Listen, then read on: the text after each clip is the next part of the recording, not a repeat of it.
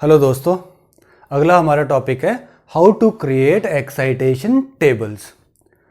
अब सबसे पहले हमें ये समझना जरूरी है कि भाई एक्साइटेशन टेबल की ज़रूरत कहाँ पड़ती है, कौन सा डिजिटल सिस्टम डिज़ाइन है जहाँ पर एक्साइटेशन टेबल हेल्पफुल होते हैं डिजिटल सिस्टम डिज़ाइन की डिज़ाइनिंग करने के लिए।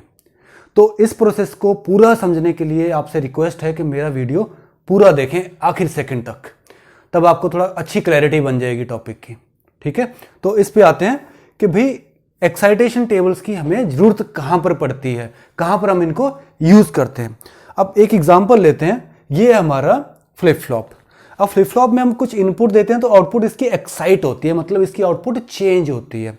आउटपुट में जो एक्साइटेशंस आती हैं अगर वो हमें सारी की सारी पता लग जाएं, मतलब आउटपुट में क्या क्या चेंजेस आने हैं वो हमें पहले से पता है, लेकिन हमें ये नहीं पता कि वो किन इनपुट चेंजेस की वजह से आए, या हमारे पास कोई ऐसा टेबल हो जिसमें सारे के सारे आउटपुट के चेंज लिख दिए जाएं और ये आउटपुट के चेंज किस इनपुट चेंज की वजह से आए वो लिख दिए जाएं।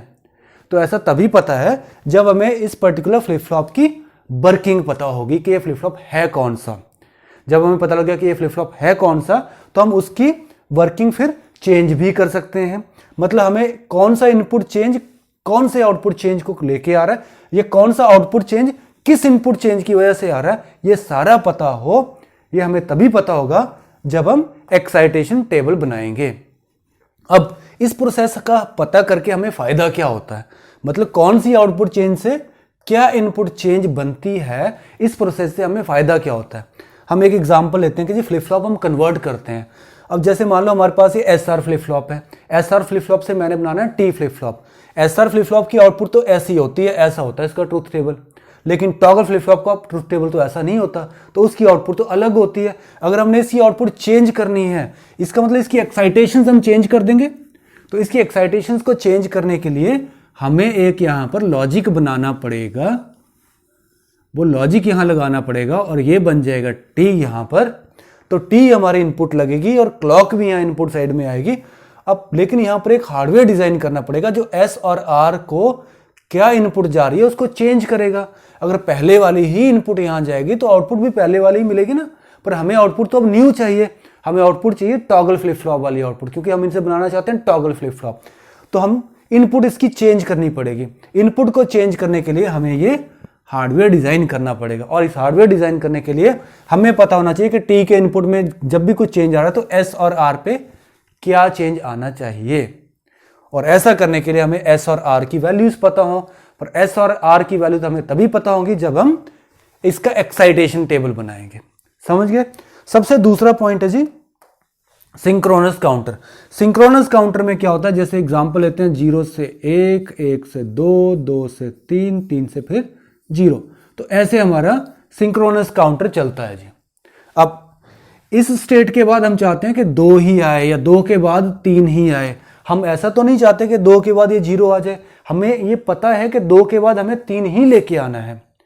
जब हमें ये पता होता है कि प्रीवियस स्टेट और नेक्स्ट स्टेट एक दूसरे पे डिपेंडेंट है, तो हमें कुछ सर्किट में चेंजेस करने पड़ते हैं ताकि वो डिपेंडेंसी की वजह से वही स्टेट आउटपुट में लेकर के आए जो हमें चाहिए। और इस तरह की डिपेंडेंसी क्रिएट करने के लिए हमें एक्साइटेशन टेबल की जरूरत पड़ती है। ठीक है जी, ये हो गया हमारा सेकेंड वाला पॉइंट। तो ये दो जो एप्लीकेशंस हैं फ्लिप फ्लॉप कन्वर्जन मेथड की, जो कि एक्साइटेशन टेबल यूज करके हम करते हैं, और दूसरा है सिंक्रोनस काउंटर। तो ये दो एप्लीकेशंस बहुत इंपॉर्टेंट एप्लीकेशंस हैं एक्साइटेशन टेबल्स की। तो सबसे पहले हमने इसके लिए क्या लिया, ये समझने के लिए कि जी एक्साइटेशन टेबल क्रिएट कैसे होता है, हमने इसका ट्रुथ टेबल लिया। ट्रुथ टेबल मतलब आपको कोई भी बोलेगा कि भाई एक फ्लिप फ्लॉप का एक्साइटेशन टेबल क्रिएट करा, तो वो ट्रुथ टेबल आपको जरूर देगा। ठीक है, ट्रुथ टेबल मतलब उसकी फंक्शनिंग क्या है, वो फ्लिप फ्लॉप काम कैसे करता है। अब एसआर फ्लिप फ्लॉप का लेते हैं, काम कैसे करता है। तो इसका ये है कि जब इनपुट में 0 0 होता है तो इसकी आउटपुट चेंज नहीं होती। जब 0 1 मतलब R1 है तो आउटपुट रीसेट कर जाती है, 0 पे आ जाती है। जब S1 है तो आउटपुट सेट हो जाती है 1 पे। और जब दोनों S और R दोनों 1 1 पे हैं तो आउटपुट इसकी इंटरमीडिएट आती है, मतलब हमें नहीं पता इसकी आउटपुट 1 आएगी कि 0 आएगी, तो इंटरमीडिएट बोल देते हैं। इसकी आउटपुट अनक्लियर है, इलीगल है, हमें नहीं पता इसकी आउटपुट का। तो ये तो था ट्रुथ टेबल, लेकिन ये डिटेल्ड ट्रुथ टेबल नहीं है क्योंकि इसमें Q1 लिखा हुआ, वेरिएबल लिख रखा है यहां पर। ठीक है, हम वेरिएबल को भी डिटेल में डाल सकते हैं क्योंकि ये ट्रुथ टेबल किसका है, फ्लिप फ्लॉप का।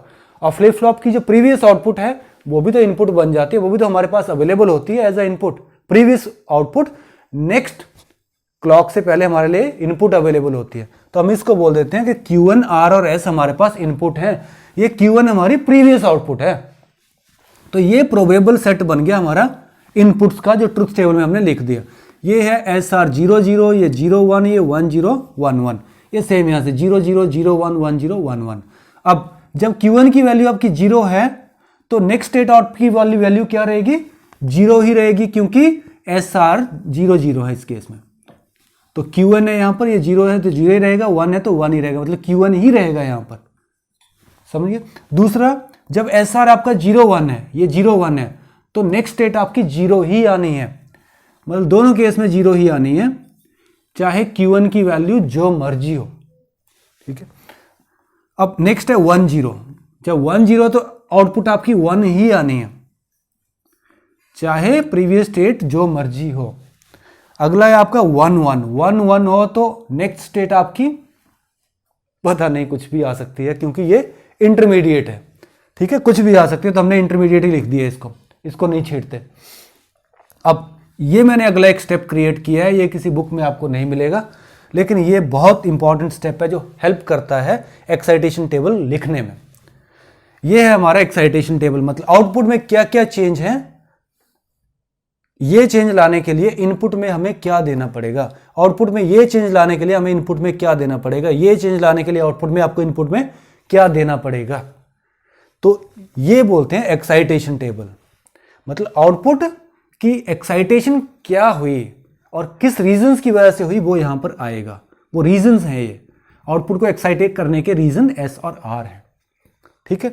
अब पहला केस है 00, तो हम ये ले लेते हैं 00 तो ये है और 00 ये है, तो इस केस में SR00 है, ये 01 है, 00, 01। इन दोनों केस में Q1 और Q1+1 तो दोनों 00 है, ये भी 00 है, ये भी 00 है। ठीक है जी। अब आप ये देखो, S की वैल्यू यहां पर 0 रह रही है, लेकिन R की वैल्यू चेंज हो रही है। चाहे R की वैल्यू 0 हो या 1 हो, प्रीवियस स्टेट अगर 0 है तो नेक्स्ट स्टेट आपकी 0 ही आनी है। अगर S की वैल्यू 0 है तो ये कह रहा है, मतलब R की वैल्यू जो मर्जी हो, डोंट केयर लगा दिया हमने, R की वैल्यू जो मर्जी हो, अगर S की वैल्यू 0 है और प्रीवियस स्टेट आउटपुट 0 है तो नेक्स्ट स्टेट आपकी 0 ही आएगी। तो ये बन गया 0 डोंट केयर, हम यहां लिख देंगे 0 डोंट केयर। ठीक है जी। अगले स्टेप पे आते हैं। अगला है 01, मतलब आउटपुट आपकी जा रही है 01। तो 01 आउटपुट कहां पर जा रही है, यहां पर आ रही है, सिंपल। तो 01 आउटपुट करने के लिए आपको 10 SR देना पड़ेगा। क्या और किसी Q1, Q1+1 के कॉलम में 01 दिख रहा है? नहीं है, तो 10 ही रहेगा आउटपुट में, सेम। ठीक है। तीसरा स्टेप है आपका 10 आउटपुट। 10 आउटपुट कौन सा केस है, ये है, कोई और केस है क्या? नहीं है, तो इसका 01 आएगा SR, क्योंकि और कोई केस है ही नहीं, तो 01 डायरेक्टली यहां रिफ्लेक्ट करेगा। ठीक है, करेगा ही करेगा। अब अगर ये 11 होता है तो अब समझिए कि ये 11 है और ये 11 है, 11 के हमारे दो केस है। अब पहला केस है 00, 00 है पहला केस, दूसरा केस है 10। अब इस केस को समझिए, 0 to 1 ये आ गया आपका डोंट केयर, 0 0 0 रहेगा। मतलब अगर R पे आपका 0 है और प्रीवियस स्टेट आपकी 0 है तो S पे जो कुछ भी हो कोई फर्क नहीं पड़ता, अगली आपकी आउटपुट 1 ही आने वाली है। ठीक है, तो इसको बोल देंगे डोंट केयर 0।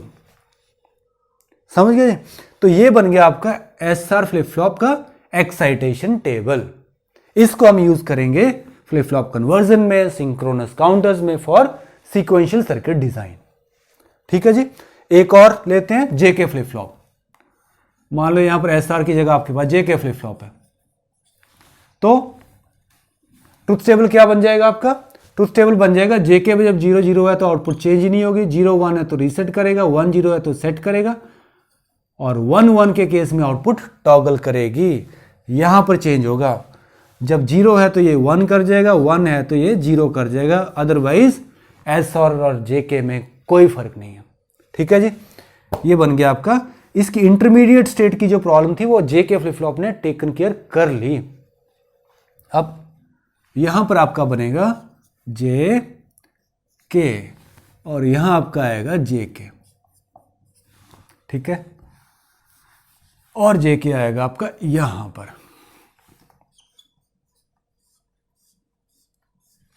लो सबसे पहला स्टेप ट्रुथ टेबल ऑफ जेके। ये डिटेल्ड ट्रुथ टेबल नहीं है, हमने इसको डिटेल्ड बनाना है, तो स्टेप नंबर 2 पे आ जाते हैं। डिटेल्ड बनाने के लिए जे और के तो हमने एज इट इज यहां लिख दिए, लेकिन Q1 की वैल्यू भी यहां पर लिख दी। Q1 की पॉसिबल वैल्यू 0 1 0 1 0 1 सारी यहां पर आ गई। अब ये कह रहा है कि ये केस और ये केस, ये तीनों केस तो एस और फ्लिप फ्लॉप जैसे ही हैं, लेकिन जब 1 1 होता है तो आउटपुट आपकी टॉगल करती है, तो हमने टॉगल करा दी 0 से 1 और 1 से 0। और ये आपका एक्साइटेशन टेबल, मतलब क्या आउटपुट चेंज 0 0 रहती है तो जेके में क्या आएगा। इस आउटपुट चेंज को लाने के लिए जेके में क्या लिखना पड़ेगा, इस आउटपुट चेंज को लाने के लिए जेके में क्या लगाना पड़ेगा। तो ये चीजें कैलकुलेट करने के लिए सबसे पहले लेते हैं 0 0। तो 0 0 है जी आपका ये केस और ये केस, मतलब 0 0 के जी आपके दो केस बन गए। तो ये है 0 0, दूसरा है 0 1, 0 0 0 1। अब आपको पता है 0 0 मतलब 0, ये आ गया डोंट केयर, तो इसको हम बोल देंगे 0 डोंट केयर। ठीक है जी, दूसरा केस 0 1, ये हो गया 0 1। 0 1 का कौन सा केस है जी, एक ये हो गया, दूसरा ये हो गया। अब इस केस में 1 0 है, इस केस में ये 1 1 है, 1 0 1 1। अब देखो ये 1 रह रहा है, ये चेंज हो रहा है मतलब डोंट केयर। के की वैल्यू 0 हो 1 हो कोई फर्क नहीं पड़ता। अगर जे 1 है और इसकी प्रीवियस स्टेट 0 है तो नेक्स्ट आपकी 1 ही आनी है, पक्का है। तो 1 डोंट केयर। ठीक है, अब थर्ड स्टेट पे चलते हैं 1 0। तो इसको करते हैं हम लोग 1 0 1 0। 1 0 कौन सा केस है जी, एक ये केस है, इसका है 0 1। अगला केस है 1 0 ये, तो ये है 1 1। अब ये आ गया आपका डोंट केयर, ये आ गया आपका 1, तो इसको लिख देंगे डोंट केयर 1, सिंपल। अगला है 1 1 केस। 1 1 केस हमने यहां से उठाया, ये 1 1 1 1 लिख दिया यहां पर। चलो अब 1 1 का केस कौन सा, एक ये है 0 0 वाला क्योंकि ये 1 1 रह रहा है। दूसरा केस 1 1 का ये है 1 0 वाला केस, 1 0 वाला। तो ये आ गया डोंट केयर 0, तो आउटपुट आएगी आपकी डोंट केयर। आई मीन जे और के में जो लगेंगे इनपुट, अब जे जो मर्जी हो लेकिन के अगर आपका 0 है और इसकी प्रीवियस स्टेट 1 है तो नेक्स्ट स्टेट 1 ही आनी है। तो ये है excitation table of JK flip flop. ऐसे ही आप excitation table delay flip flop का भी बना सकते हो, टॉगल फ्लिप फ्लॉप का भी बना सकते हो। डिले और टॉगल का मैं अगले लेक्चर में बनाता हूं। तो अगर आपको ये मेरा लेक्चर पसंद आया हो तो मेरे YouTube चैनल को सब्सक्राइब करें। धन्यवाद।